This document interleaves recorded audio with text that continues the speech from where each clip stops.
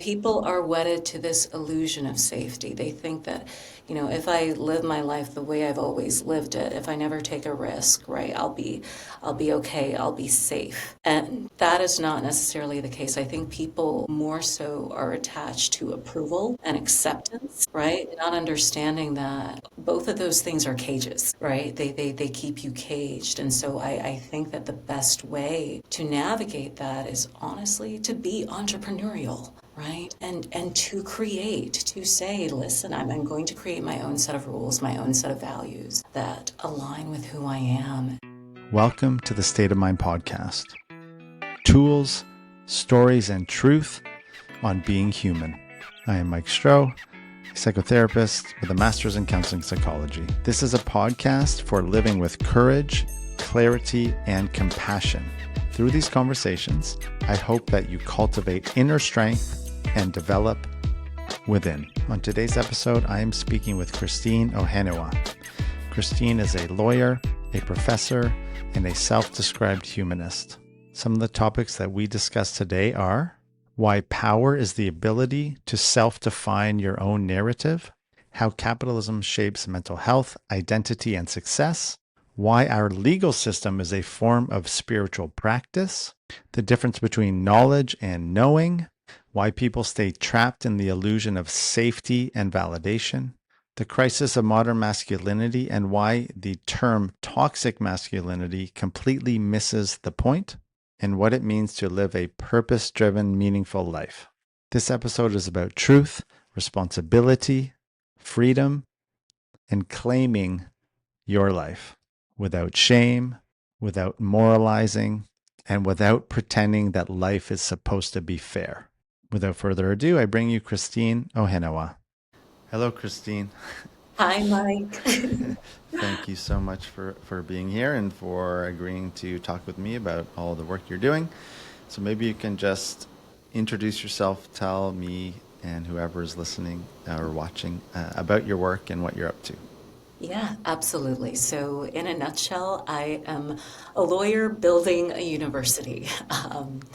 So let me give you a little bit more context, right?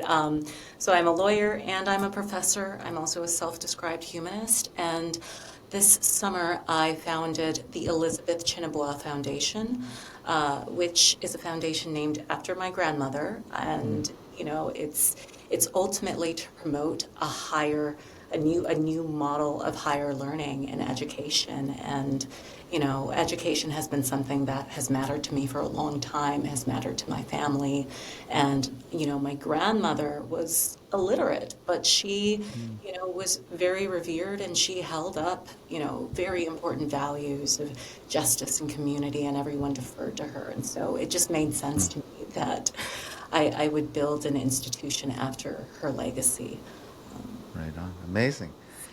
And where can you tell us a little bit more about her and her legacy and sort of where the roots of all that?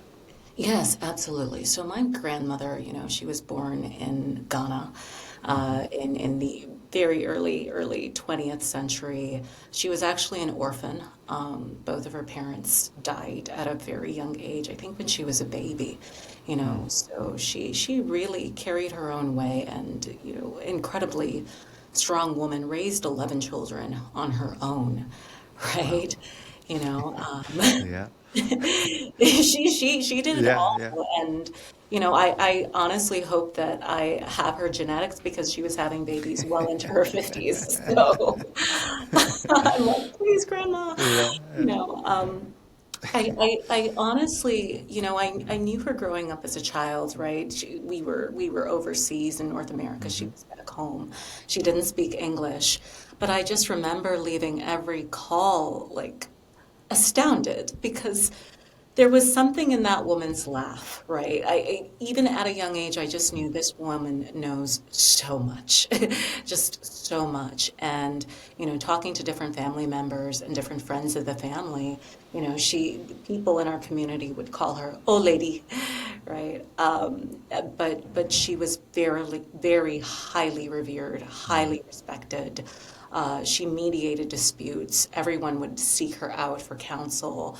The way one person described her, she was incredibly powerful, like just very sharp, a very small woman, but very, very powerful. And, that rings true to me. And so I just want to carry forth that energy, her spirit. So, Yeah, beautiful. um, Can you, humanism, etc. What does that mean in your way, I guess, or how do yeah, you embody that? absolutely. Humanism ultimately involves empowering human agency, right? The agency of human beings to have power over their lives, to self-determine, right? And to reach their full potential. And I 1000% believe in that. Something that I've said is that to me, the essence of being a lawyer is to defend, the highest potential in other people, right? Most people, look at being a legal practitioner as practicing in a courtroom, right? And traditional law practice. I see it actually as empowering minds and empowering people to be their best selves and protecting that potential from being crushed by other forces, by self-doubt. So that's the crux of my work. Nice, Yeah. thank you. Can you? This might be a little off topic, but maybe not. I never understood, or at least I've heard it described this way, the connection between, I'll just say it how I understand it, the Bible, basically, sort of religious thought on human divinity and dignity, etc., with our current, or with the Western worlds, or I don't know, America, Canada, the UK. I'm not too familiar with all these things. And similar countries, the legal system. So is there like a distinct connection there, or does that question make sense? Is it clear enough? Yeah, like is there's sort of a synergy between law and religion. And Yeah, something like that. Yeah, yeah. that's a very, very interesting question. It's interesting that you say that because when I actually look at the law, the rhetoric of the law, the way it's written and interpreted, it's almost its own religion, to Mm, be honest, right? I mm-hmm, actually mm-hmm, think that the law is a very, very spiritual kind of mm-hmm, practice. mm-hmm, The words mm-hmm. are spiritual, right? When you think of the word landlord, for instance, what's in that word? Lord and Lord, land. Lord, Right. Okay. I right? didn't think I didn't come to me until I actually said it out loud. Right, Yeah. right. Yeah.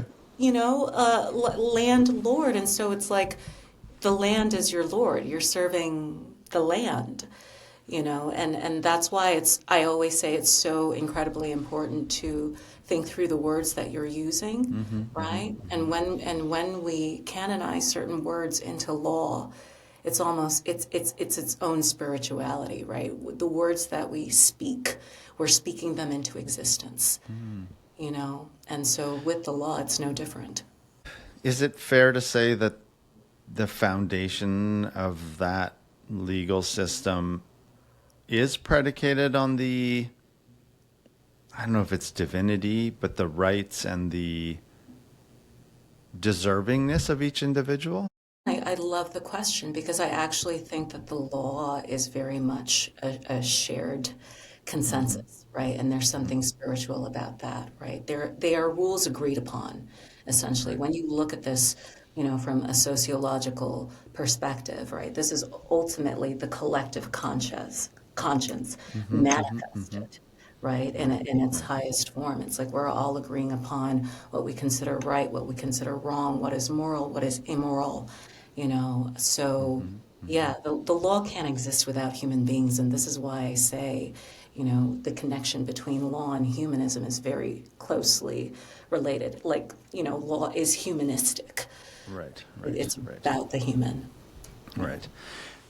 Why do we, I think they do this in Canada, Yeah. um, put our hand on the Bible and like when you speak in court or whatever, can you tell me where that comes from, or do you know kind of what that's all about?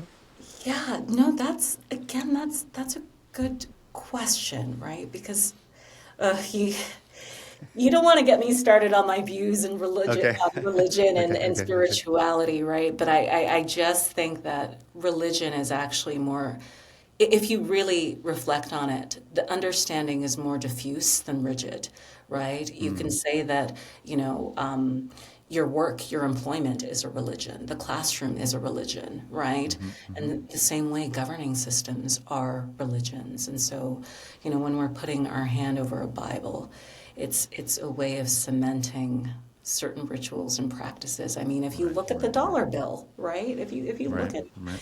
you know, money bills, it says in God we trust, right? Mm-hmm. One might I'm argue not sure money if is it a says that religion. on. Yeah, I don't know if it says that on our doll. I'm trying to find money. Nobody has cash anymore, but Yeah, I know it does on the U.S. bills for sure.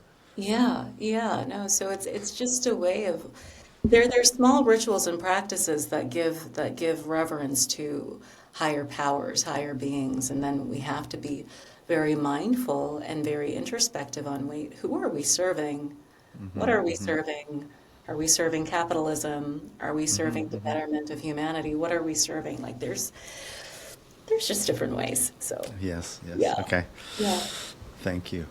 Of course. And how would you, in watching some of your videos or listening, actually watched and listened, you talk about power a lot and what that means and how people, can you kind of give your understanding, what does that mean to you and how do you see it perhaps expressed in different ways? Absolutely. So to me, ultimately, and you know, this isn't you know, an original definition. Other people Yeah, have said yeah, this yeah. as well, right? But power is the ability to self-define, to define your own narrative in such a way that other people follow, right? Mm-hmm, mm-hmm, And so ultimately, you know, seizing your autonomy, seizing your purpose, right? Your purpose is never given, it is taken. And in that same way, power is never given, it is taken. And so part of the work that I am doing with the Elizabeth Chinabua Foundation, the university that I want to build it into, ultimately is that, you know, we're teaching people to claim their power, right? And what does that ultimately mean in a more practical sense? We believe in creating creators, right, mm-hmm. over consumers, right? And so we are disseminating knowledge in such a way that when all is said and done, our future students leave with the ability to self-define, to create their own opportunities, their own intellectual frameworks, whether it's a book, whether it's a jigsaw puzzle, you know, whether it's a business or an entire institution, right? They are not waiting for other people to hand them their purpose, right? They're already going to exit our four walls, Mm-hmm. knowing who they are and sharing it with the rest of the world, right? Because there's a difference between knowledge and knowing, Mm-hmm. right? Mm-hmm. Mm-hmm. You know, you can have a lot of knowledge and know nothing, right? But if you actually learn to apply that knowledge to yourself and to the everyday and to the world around you, then you begin to develop a sense of knowing and you Mm-hmm. begin to trust your own self instincts, right? Yeah. And your own observations. And How, as a therapist, yeah, so much of the work is helping people craft that narrative or seize their power, so to speak. And it's argued over the past generation or so, I don't know, 20 years, 25 years, something like that, that we've fed our young people a message that they don't have power, right? Or that their power is outside their control or dictated by where they are, who they are, the color of their skin, their religious background there, etc. I'm not sure if you have thoughts on that at a societal level, I guess, or do you see these narratives playing out and how they perhaps help or hinder people? yeah, absolutely. I mean, you know, to introduce a little bit of a more socio-legal Yeah, yeah, yeah, yeah. observation of this, right? We have to examine sociological conditioning, right? And at a very early age, you know, what are we raising people into? What are we raising them to? Who are we raising them to become, right? And so Mm-hmm. if we say that there are certain rules and regulations that are applied to them, and should they deviate, right, they're no longer, a fit citizen. Then we have to ask, what does it mean to be an upstanding citizen? What does it mean to be an upstanding member of society? And I think, what has been sold a lot of young people, millennials, I consider us young, right?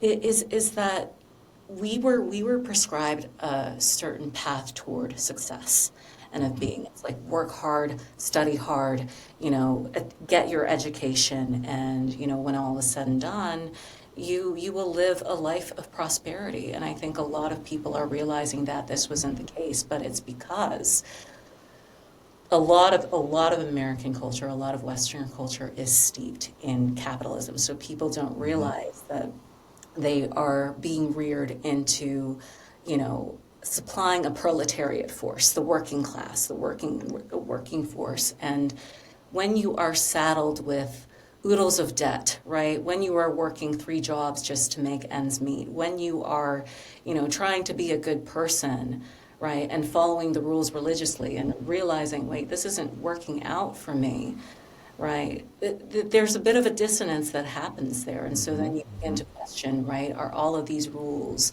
societal rules and norms that I've been imbibed with, are they the right ones, right? But you don't want, but on a societal level, right, those in power likely do not want people to have the time to think about these things, right?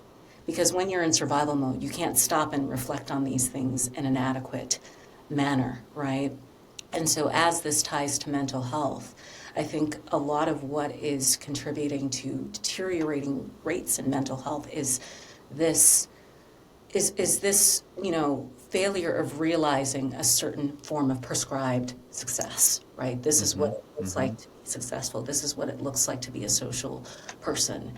And when you're not meeting those benchmarks, you're of course going to internalize that and feel poorly about yourself. And I think this is, a way in which people give up their power. They are saying that I have to follow these rules, these norms, these values that don't even align with who I am.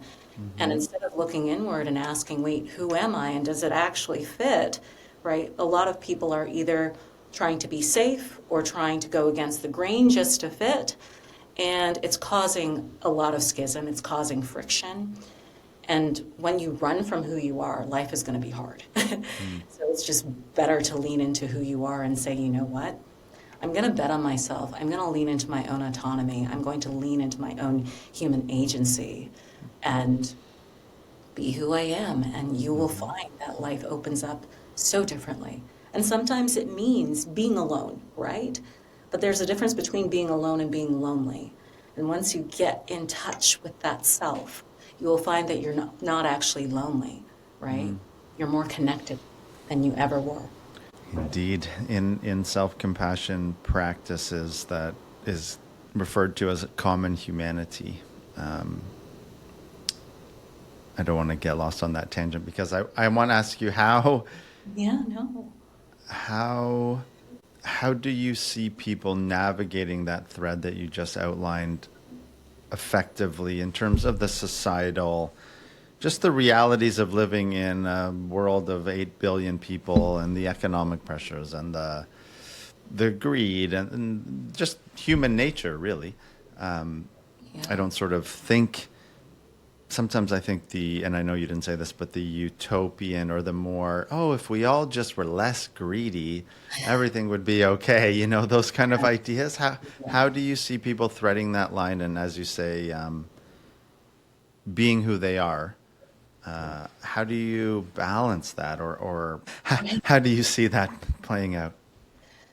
It's interesting, right? Because I'm not sure that I see it playing out. Okay, And, yeah. and what I mean by that is that people are wedded to this illusion of safety. They think that, if I live my life the way I've always lived it, if I never take a risk, right, I'll be okay, I'll be safe.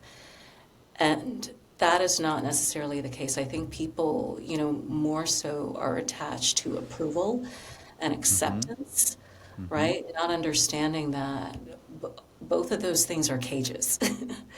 right? They keep you caged. And so I think that the best way to navigate that is honestly to be entrepreneurial, Mm-hmm. right? And to create, to say, listen, I'm going to create my own set of rules, my own set of values that align with who I am. And you mentioned greed, right? That's a very real thing. Obviously, we live in a capitalist society. Human nature is what it is. But I think a lot of what is causing discord is people's inability to be ruthlessly honest with themselves and with others, right? If you cannot be honest with yourself, you're not going to be honest with the world around you. You're not going to be able to see the world for what it is. And there's freedom in truth, Mm-hmm. Mm-hmm. right? Honestly, there's a bit of a liberation that comes with saying, hey, actually, I'm really bad at this one thing that I thought I was good at. Actually, I like solace. Actually,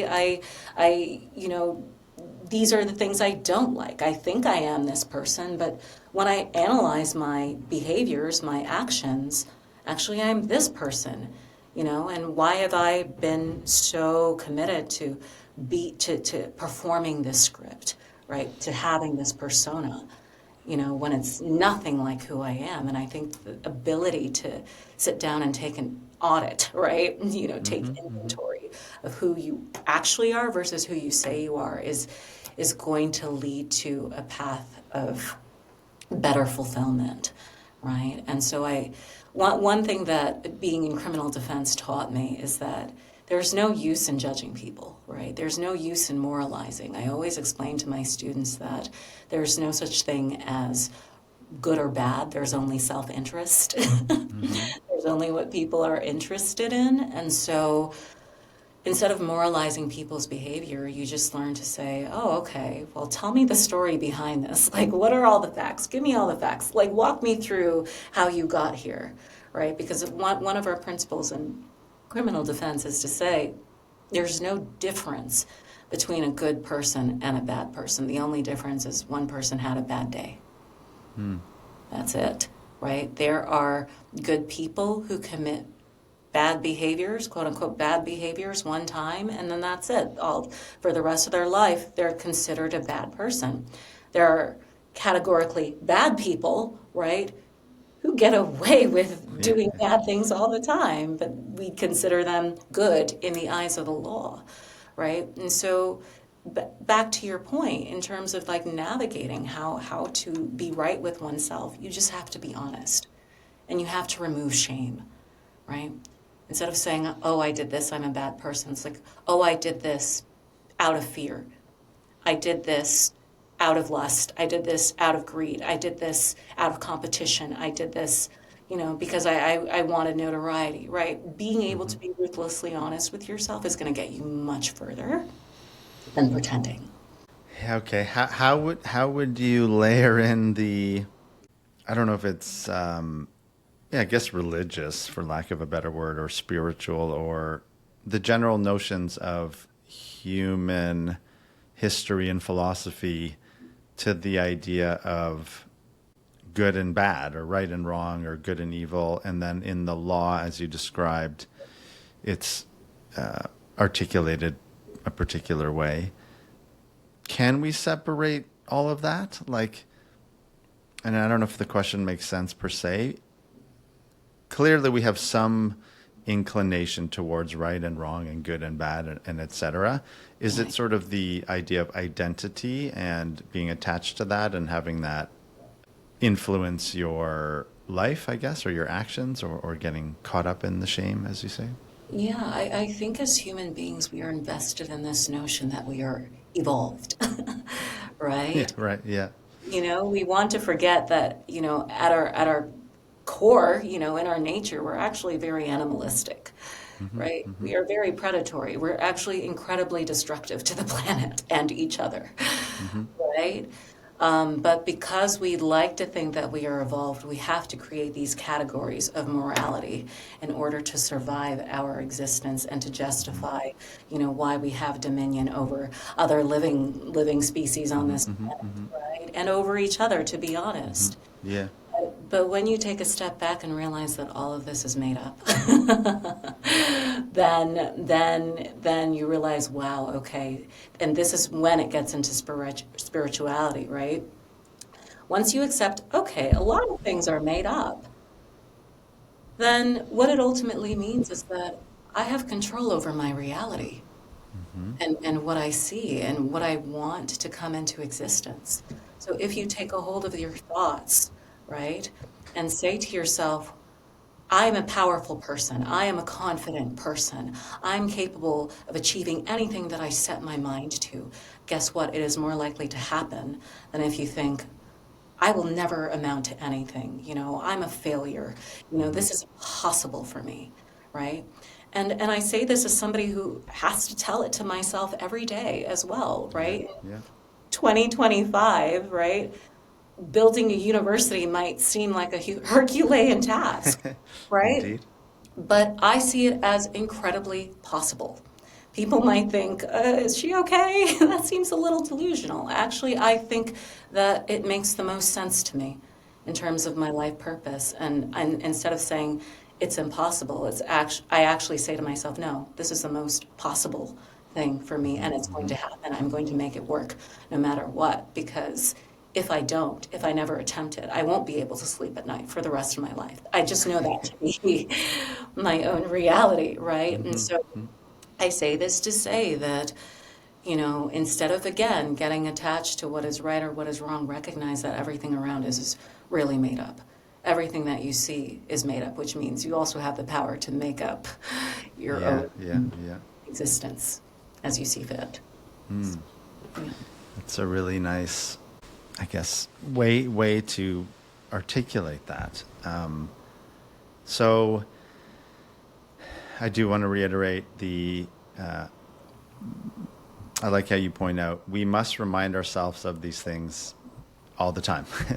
However it is we're trying to live our life in a way that's more empowered. I say that to people all the time. I'm telling you this because I'm actually just reminding myself of that as I talk. Sure. Yeah. And you. And the idea that everything is made up, therefore you can make up or you can create these more empowering thoughts and beliefs and etc. Yeah, I really like how you put that. How do you see, and I'll try to describe it as best as I understand, the Ten Commandments, so to speak, are a creation of humans becoming self-aware and articulating to each other how it is that our societies worked. So if you're doing this, like we saw that when we stole from each other or adultery or whatever the other things are, things didn't work out as well in our tribal cultures or whatever it was as they did if we followed these rules, so to speak. So how does that differ from, we made up these rules, but part of it was through observing our own behavior. So that I find interesting because did we make it up or did we start to observe ourselves and then learn how we behaved? And I guess both things started to happen. And then I don't know if you're familiar with Yuval Noah Harari is a very famous author and historian, and he basically calls humans storytelling chimpanzees, which is very much in alignment with what you're saying. So does that question make sense? And I Yeah. don't, yeah, I don't actually know what the question is specifically, but those thoughts of observing our behavior and then also creating our own rules. It's interesting that you ask that because what comes to mind for me is, historical materialism, Okay. right? And What is that? Can you describe that first? What is that? yeah, in a nutshell, the means of subsistence, right? It's that, as society becomes more and more advanced, Mm-hmm. right, we take inventory of our environment and we Mm-hmm. realize, oh, okay, we need this in order Mm-hmm. to Mm-hmm. survive our environment, and that's how history is made through this Okay. means Okay. of subsistence, right? Okay. And so, when you ask about, okay, well, did people observe each other and then come up with these rules, or were these rules made first, Yeah. right? It's like, a story of the question of the chicken or the egg, which came first. I think it's accurate to say that both converged at the same time. And here is what I mean, right?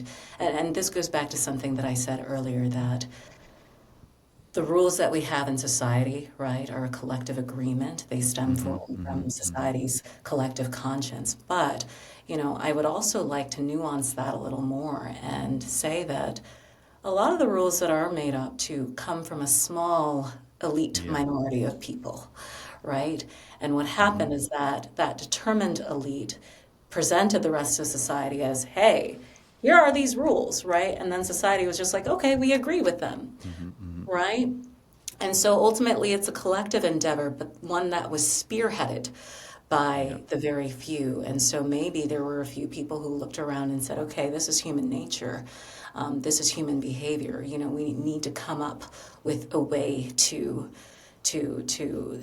govern this, right? But it was according to their observations and their interpretations that they standardized. Maybe the next person was like, actually, right is wrong and wrong is right. Like we're at complete odds with respect to what we consider to be, doctrine, dogma, et cetera, et cetera. And so where religion is concerned, once again, I say that rules define religion. Ultimately, religion is structure. Religion is stability. It's, in my opinion, it's different from spirituality. But here's how the two converge, right? When you combine, spirituality with rules, you're ultimately saying, this is how I want my spirituality to manifest, right?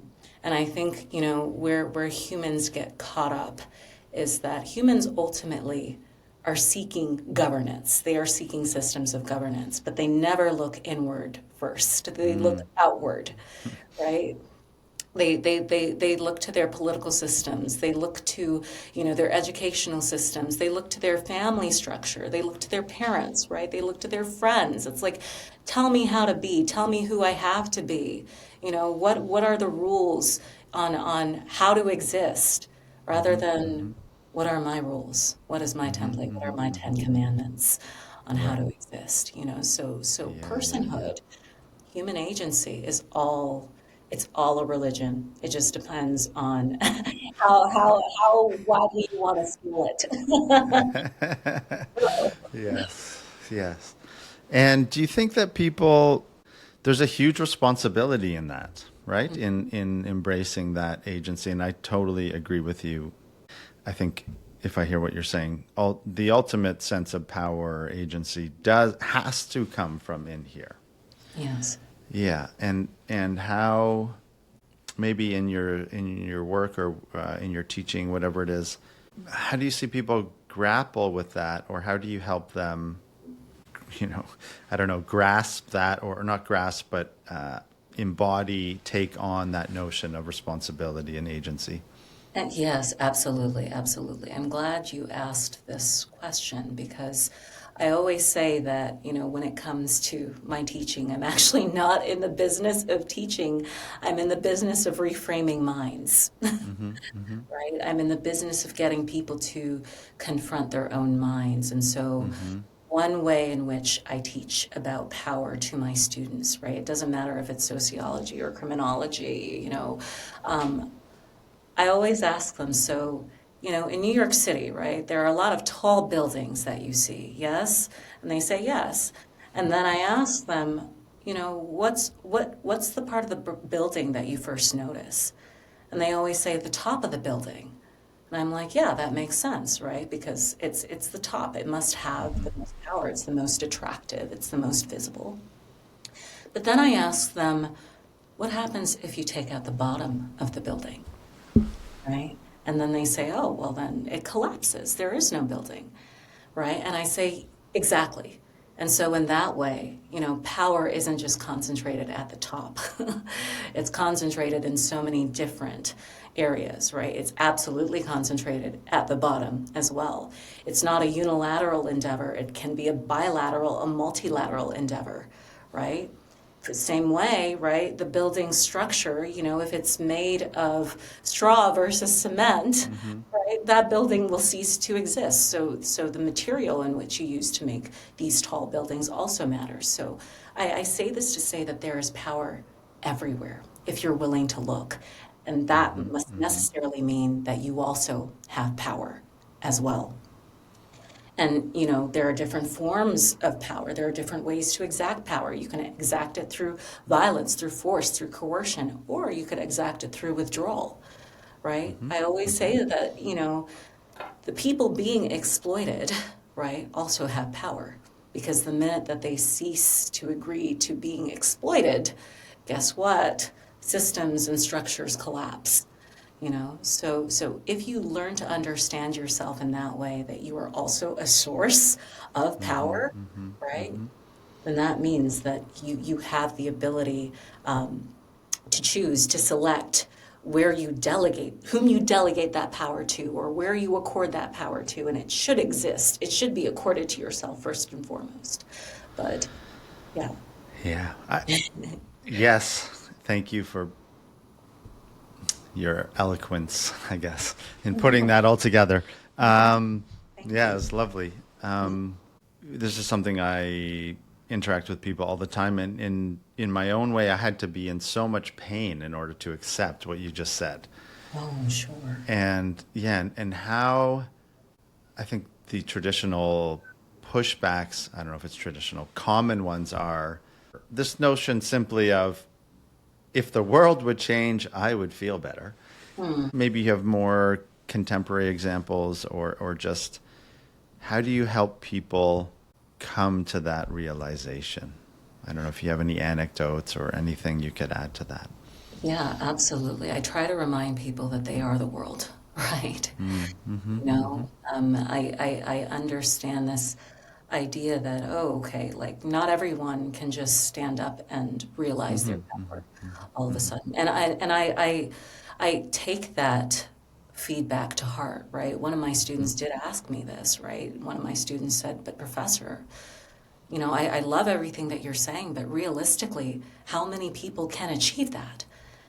And I actually had to sit down with myself for a moment and think through that. I was actually legitimately stumped. I'm like, wait a second. That was a very astute question, and I felt badly, because to me it just makes sense, right? It just makes sense that you have to observe everything around you, and you have to square that up with whether or not it aligns with your own life. But I also take into account my background, right? I was a practicing lawyer. I, have achieved education at very, very prestigious institutions, right? I've had the time, right? Time is an important thing. I've had the time on my hands to read certain texts. And so what do I say to people? I say that there's a cost to everything. And it depends on what your cost is. Sometimes people are not willing to pay the price of what it means to assume power and to assume their own. They have to forego safety and comfort. They have to forego, widespread approval from their peers. I say this as a lawyer, who's doing something completely unconventional, right? As people think like law degree must mean law practice. I don't see it that way. And I've had to learn to, forget about the voices or the opinions of those who think, well, that's not what lawyers do. I'm like, what do you mean? Well, that's what I do, and I'm a lawyer, so guess what? It's what lawyers do now, right? So I say this to say, you are one person, yes, but you are still one person who comprises the broader world. And you are allowed to be. You just need to give yourself that permission. And something that you said earlier, Mike, about pain, right? That it took a lot of pain before accepting any of this. I wholeheartedly resonate with you on that, right? This conclusion that I've arrived at did not come overnight. It absolutely, Right. right? It absolutely came through years of pain and betrayal and recognizing, wait a second, nobody's coming to rescue me. Nobody's going to validate me in the way that I need. I have to be the person for myself who validates me, who rescues me, who believes in me if no one else will. And so it's like, if no one else is accepting me, I'm going to accept me. And then, whoever wants to come along for the ride will, and whoever won't. And I think this is ultimately what it means to, again, get comfortable in your own power, to understand that you might be one in a million, but that doesn't mean that you are outnumbered, actually. It means you are on the beginning of something, and that something is the path of just being you. And again, being willing to pay the price, right? I'm foregoing, the comfort of, once again, people saying, "Oh, Christine, you're doing an amazing thing." I mean, luckily, yes, I do have people saying that, right? But like, not everyone's going to agree with that. That's something I had to give up. I had to give up, making $250,000 a year at a big law firm, right? I consciously closed the door on big law because I'm like, wait, I can't continue living my life the way I've lived it for the past 30 years. It is painful. It is not who I am. Trying to fit into boxes that don't encompass all of me is painful. I'm like, my shoulders and elbows, they're sore. I need to create my own box that fits. So, Yeah, lovely. Thank you. I just want to reiterate the empowerment that comes along with just accepting the things that you just said. And it's a lot. Sometimes it's overwhelming. I find it overwhelming because it does come with a big sense of responsibility. Yet the alternatives are always worse, so or not as good. And right. yeah, it can be quite empowering and pleasant, and then all the things, I guess. Right. Yeah, it was nice to hear you say that, to remind me of it as well. I appreciate that. And maybe this is a segue, I'm not sure.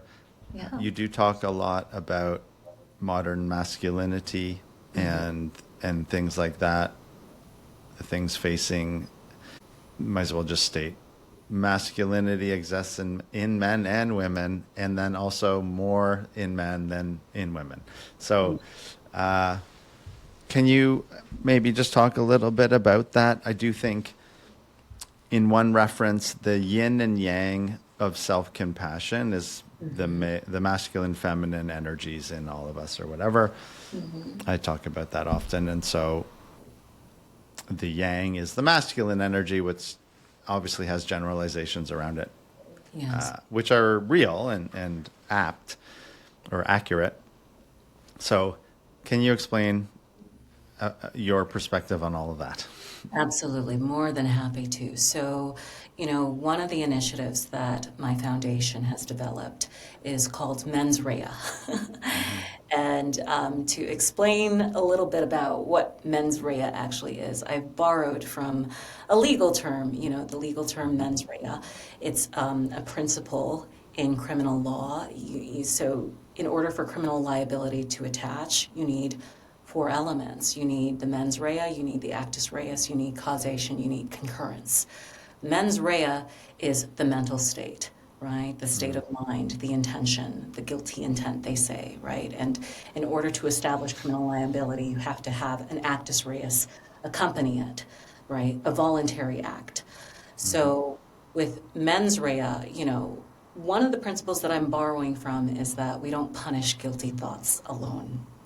Okay, so just because you have all of these thoughts, right, we don't judge them on their merits, right? That's important. And so mens rea is spelt MENS and then REA, and I've spelt it a little bit differently so that it applies to men. I've spelt it MEN apostrophe S REA. I couldn't help it. The lawyer in me could not help it. But ultimately, the thought there is that in order for masculinity to thrive, we need to start by not judging it. And we need to start by ceasing from judging the thoughts of men, right? And from a socio-legal standpoint, right, if men are in crisis currently, right, if a lot of men are struggling, that does not mean that something is wrong with men. It means that something is wrong with society, right? In the same way that, a plant withers or a flower withers, that means that there's something wrong in its environment. Maybe there's a lack of sunlight. Maybe it's receiving a lack of water. That doesn't mean that the plant itself is wrong, right? Or is ill. The environment is ill. And that is how I like to think about, modern issues surrounding masculinity, that we need to move away from this discourse of toxic masculinity, because what has happened is that we've conflated the idea of toxic masculinity with men themselves. And I think that's inaccurate, right? I actually don't believe that is true. And so part of the work that I'm doing is, getting people to take a step back and asking, well, why do men commit the behaviors that they do, right? Or why are men struggling? And I think a lot of people, and I will call women out here, I will call out myself as a woman, we're quick to say, well, what should men be complaining about, right? Like, how are they struggling? They have power, right? That's a common assumption, and I would actually say that assumption is not accurate. I would say that men have the veil of power. They have assigned power, and that is not the same as having actual power, right? A lot people don't realize that the patriarchy victimizes everyone, men included, right? Yeah. And so we look and say, okay, the patriarchy victimizes women, it attacks women, right? But it actually attacks men. And I would say in more discreet, nefarious ways than is obvious. And that's where a lot of the problem rests, right? Women are made to be visible victims, men are discreet victims. And because they are discreet, they are not accorded, the privilege of being attended to. Because again, of course, if we assume men have power, then they're just weaponizing privilege. They're just weaponizing their masculinity. They're just being toxic, right? Which is not true, because if we pierce that veil, right, to use a corporate legal term, when we pierce the veil, right, we pierce this veil of power, we see that a lot of men are actually breaking from that assigned power. And if people are breaking from assigned power, that means they can't handle the weight of it. And so ultimately the goal of Mens Rea, is to give men the space to share and to challenge honestly, without judgment, without being called degenerate for their thoughts, without being told like, oh, you're toxic because you think this way. Actually, no, there's a system called patriarchy that's incredibly, it's incredibly detrimental to a lot of people. And we have to start there. We have to start with what we are doing on a societal level. We actually also have to start with internalized patriarchy, right? There's actual patriarchy, then there's internalized patriarchy that a lot of women have also imbibed, that we help to reinforce. It's a never-ending, self-perpetuating cycle. So ultimately, Mike, right, I just want all of us to take a step back and realize we're all getting got. The system is not working, for anyone in the equation. And I say this as somebody who, for the longest time, right, for over a decade, I just thought, wow, like, why do men do this? Like, this is so horrible, right? But I only began to actually see men, right, when I no longer wanted anything from them romantically. That's when I first started to see, wait a second, there's a lot of dehumanization happening. And if I'm able to put myself in the world of a man, in the shoes of a man for a moment, right, to step into their world, that's not an existence that I would want for myself. Because when you're being taught from a very young age that your value is tied to what you're able to produce, right, on a capitalistic level, like your ability to make money, or to look a certain way, right, and to have to suppress everything you feel, that's not an existence that I would want to live. Because then, when it comes time for, wow, my life feels terrible, I have nobody to talk to about this. This is not who I am as a man, but I have to continuously perform this script of manhood. And now I feel suicidal. I feel like my life is not going to amount to anything. That's not an existence that I would want to have, right? Male suicide rates are very high right now, and it's something that we should pay attention to. Like that, what I'm saying right now is that addressing what is going on with men is actually addressing what is going on with women, because as long as we are fostering relationships with men, it is our responsibility to understand the men in our lives and to understand their inner world and to understand it without judgment. That's where mens rea comes in, right? So that we can actually meet men where they are and we can help them feel validated and we can talk through just everything, their life experiences, their the world as they experience it, so that they get to where they need to be, right? So that they reclaim power, right? So that they find purpose. That's the ultimate goal here. It's not to say you're wrong, you're bad, you don't deserve to live, you're trash, right? It's not about that. It's about, no, you also have value, you also have purpose. Let's move beyond these traditional scripts that dehumanize you, and let's meet you where you're at, right? Instead of overcorrecting and say, oh, we need to develop healthy masculinities, that when you really unpack them, they more so are steering towards femininity. Nothing wrong with that. Nothing wrong with that. But a lot of men are going to balk at that and are going to say, wait, you're wanting me to be more like women? Nothing wrong with that. Yeah, yeah. But it also alienates men, because it's like whiplash. On one hand, I've been told my entire life, this is what I need to do to be a man. Never show emotion, make a lot of money, buy a nice car, get women. And now you're telling me I need to be vulnerable, I need to be more communicative, right? I need to show up, I need to share, I need to be understanding. Not saying that these are not traits that men have, but when you're saying that, like, this is now how you have to be, anyone looking at that is going to have whiplash and is going to experience resentment, because the question has never been, well, actually, who are you? Yes. What is a masculinity that makes sense for you? Versus, let's tell you a corrective prescribed measure that you now need to follow. It's like from one script to another. That doesn't make sense to me personally. And that is why, mens rea, I'm really trying to leverage as a means to say, listen, we have to pay attention to what is going on with men. Otherwise, if we don't, everyone, and I mean everyone, is going to suffer. Women are going to suffer. The children involved, we never talk about the children involved. They're also going to suffer, right? So that's ultimately what this is. Yeah, wonderful. I think to perhaps reiterate the judgment stuff, and sometimes I think if we could all see each other's internal thoughts, we'd have a little more compassion. Maybe we'd be a little more scared. I don't know. But we all have all kinds of crazy thoughts all the time.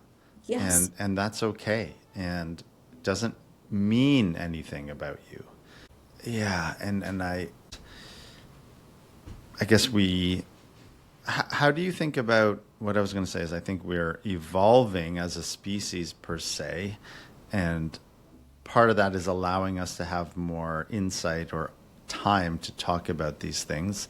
Because I do think historically the gender norms or stereotypes exist for a reason. And we did live a certain way for a very, very long time. And in some sense, we still do, in many parts of the world still does. Men were meant to fight and work and die, and women were meant to conserve and take care of kids and all those kind of things. And so part of it, I think, is just evolution. I don't know. Part of it is as you say, the lack of judgment, or the noticing how much we are judging, and then letting it go, or not using it as a description for reality. And maybe it's time, maybe the pendulum swings back and forth. I don't really know. But by many, I think the research in the US is the clearest. On many, many, many metrics, men are really struggling. And as you say, to pretend that's not true, or to not acknowledge how that does help everybody, is silly, for lack of a better way to say it. Not helpful. Yeah. You're better than me. I would have other choice words. Yeah. But yes, I mean, Mike, I couldn't agree more with everything that you've just said. I just think again, human beings are way too attached to the appearance of things rather than what things actually are, right? And so, once again, if we move away from moralizing, if we move away, from again notions of good or bad, if we move away from, this assumption that we are evolved, and we actually start accepting what is true about us, we have a better shot Right. at actually evolving than to pretend that we're already there and therefore this is how it must be. It's like, no, we are not there. We are very far from being there, right? Like we just are. And I think when we attach shame to it, we impede progress, right? If we don't have the ability to say, like, yes, I think terrible thoughts all the time, right? And I'm therefore a bad person, well, that shame is not productive. Now you have to ask, okay, so you're a bad person, now what? Now what do you want to do about it, right? Or maybe you're not a bad person and you just live in a different time and context. Did you ever consider that? That in one society, people are punished for murder, right? But in the next society, people are punished for theft. Maybe murder is seen as a good thing in one society, and theft is seen as even worse than murder in another society, right? Like all of this is relative, and I don't want to get into, like, oh, well, it's just relative. I'm not trying to trivialize, Yeah. right? But I am using extremes to demonstrate that if we really practice this notion of thoughts are thoughts, human beings are human beings, behaviors are behaviors, and what we're doing ultimately is just trying to make sense of them through categorization, through observations, and figuring out how to sort them, and that can change, from one historical era to the next. It can change from one geographic locale to the next. Then we begin to realize, wait a second, it actually means nothing in the grand scheme of things, right? And so that's why, in order to practice humanistic level self-acceptance, we have to say, yeah, I have wild thoughts. So do other people. Yeah. Exist. I don't know. And then to be able to talk about that and ask someone, do you have these wild thoughts? Yeah? Wait, do you have these wild thoughts? Oh, we all have these wild thoughts? Wait a second, what does this mean about us? And what kind of meaning making are we then going to steer toward? Right? Like this is what it's all about. Or in another instance, you could ask other people, wait, do you have these wild thoughts? And they might say no. And then you could ask the other person, do you? And they might say no. But then you can't internalize that and say, oh, there's something wrong with me, right? I'm the odd one out. Maybe you just haven't found the right environment for you. Yeah. And Yeah. And those people will certainly have thoughts that you don't have, right? So it's exactly. yeah. Right. So where men are concerned, it's like, especially as a woman, I do not want to be the one to say, oh, well, your thoughts are bad, or your thoughts are amoral or abnormal according to my lived experience and frame as a woman, right? I'm assessing that through my own positionality, which might not be shared by other people. It's a very specific frame. And I think, again, this discourse on toxic masculinity has been examined through a very particular frame that doesn't take into account the full humanity of men. And it doesn't really ask why, like why do these norms, do these behaviors exist, right? And again, it gets boiled down to oh, well, it's just because men are violent, duh, that's why. But then we have to go further. Then why are men violent, and are men actually violent, or are they just expressing one form of violence? Because we don't talk about different forms of violence that exist. Physical violence might be one. There's also psychological violence. There's also emotional violence. That, again, I'm sorry, women also exhibit. It's just not going to find its way to the law in most cases, right? And so we have to be very, very, very attuned with definitions and categorizations and what they really mean and who's making them up, who's determining the standard, right? Who it's benefiting, who it's not benefiting. Like, we have to ask these questions. What is violence? Why does violence exist? Why do these norms exist? Why, why, like, just why? We have to ask why. So, Okay, thank you. I'm noticing the time. I don't know if you need to run out of here or anything, but any sort of other interests of yours that we didn't discuss, or things that I didn't ask you about, that you are interested in, engaged in, or that are part of your work that you'd like to share at this moment? ultimately, Mike, I'm just trying to build the next generation of students, right? The next generation of human beings who feel more empowered to lead lives that actually align with who they are, right? That's what I'm trying to do through building a university, through starting with mens rea as our first division. The goal is to just restore power and hope back to people, in a time where we have every reason not to feel it or believe it, and I just want to reiterate that message that hope is there, power is there, and it starts with you, and you are worth everything to this world. So, Thank you. yes.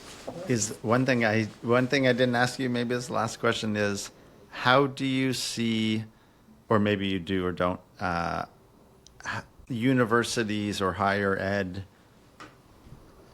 has failed in this endeavor over the past little while, or do you believe that to be true? Yeah, no, I mean, I'll be careful here. Yeah, yeah, yeah. I think innovation is needed, because when I Mm-hmm. have students telling me that, professors are not even engaging with them or don't really care, like they feel like professors don't care about them, or higher Mm-hmm. education Mm-hmm. doesn't care about them, or, like it's just a means to an end. There's something wrong there. Yeah, I yeah. think students have quickly figured out that they are consumers, they are customers more than they are students. And the goal at the end of the day is to get a good grade so that they can translate that into material outcomes like securing a good job, and nothing else matters. So learning for the sake of learning seems to be very unpopular right now, Mm-hmm. because It does. like, It does. I have 4 other courses that I need to study for. Yours is not the only one, right, as a student. Yeah. And I'm just trying to get a good grade so I can make a lot of money. And so they're bypassing, a lot of the richness and beauty that comes in learning, right? And really sitting with knowledge. And so what I try to do in a lot of my classes, right? I try as much as possible to teach my students as if they've never looked at the material, right? Like, assuming guilt before innocence, essentially. Right? If you, if you haven't done the readings, if you haven't done what you're supposed to, then I see it as my job to make sure that you walk out of here having learned something, right? I don't care if you haven't done the readings. AI these days will do it for you, right? Yeah. I can't get mad about that. I can't spend time worrying about if they actually did it themselves, right? The goal is to ultimately develop their own critical thought, right? To buttress that in such a way that they are prepared for the real world, right? That their knowledge, becomes a form of applied knowledge. A lot of my lectures end up turning into professional development sessions. I'm just so worried. I'm please tell me you learned something. Here's some more practical knowledge, information that you can use so that once you graduate with this degree, you know what to do, right? Like, Yeah, yeah. let me share some tidbits, from my days working in corporate law that I can pass down, right? It's not just about learning sociological or criminological theory. It's about, Mm-hmm. okay, here are the theories. What do you make of them? How can you externalize this, into your daily practice, right? In your own life. Like, that's what it's all about. But to answer your question, to return to the original question, I think that higher education, and I don't want to speak for everyone here, okay? Yeah. Like, I'm new to the scene, so I'll be careful. But from what I'm seeing from students, from the students that I have, there's a lot of dissatisfaction with just the current construction of it. Yeah. And they're exhausted. They're hungry for knowledge that excites them. And I think that there is a way to make even the most boring forms of knowledge exciting. And they're just trying to survive. But when you're in the mode of survival, right, you can't think in abundance, right? It's hard to be as creative. And so I'm trying to restore that to the classroom, and it's part of the reason why I'm like, you know what? I want to do what I do in my own classroom on a larger scale in my own building. And that's the goal. So we're creating curricula that is very integrative. It's very interdisciplinary, right? Obviously, it will strive to meet the demands of a changing market.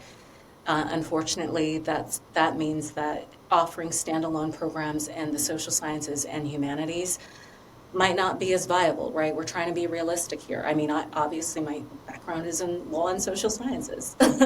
I obviously love and value the social sciences, but when again, integrating that into market demand, it's like, it's not going to cut it anymore. So we're thinking of offering trades, offering programs in AI and technology, in finance, in entrepreneurship. That's a big one, entrepreneurship. In professional development, in relational skills, and then get this, adulting, how to take care of yourself, right? That's what a future curriculum would look like, but here's how we integrate all of these other rich subjects like history or sociology or anthropology, into what we're offering. Did I mention the trades, right? We want to offer courses. Yeah, you did, yeah. Right? Yeah. It would look like, the sociology of plumbing, or the anthropology of nursing, right? Very integrative so that nothing is lost. Yeah. But at the same time, students leave feeling like they're gaining practical applied knowledge. So again, this is our ethos of building creators over consumers. Yeah, wonderful. Well, Yeah. it's inspiring, and we definitely need, I think you used the word innovation, right? Yes. Yeah. We Thank definitely need that. And thank you for being a human being who's trying to do that for the world, because we need it Aw. greatly. And thank you for sharing your time and wisdom with me and whoever is listening or watching. And I wish you all the best in that endeavor. Oh, thank you so much, Mike. I really enjoyed you having me on. I appreciate it a lot. So. Great. Yeah, all your information, et cetera, will be in the show notes for people to track you down and track your work down. So they can find that there. And I wish you the best. Excellent. You as well, Mike. Thanks for listening to this episode of the State of Mind podcast. Before you go, please consider bringing one idea, one practice, one insight with you and practicing it this week. Let go of any expectations and see what happens. Remember, live with courage, clarity, and compassion. I wish you all the very best. Take it easy. Peace out.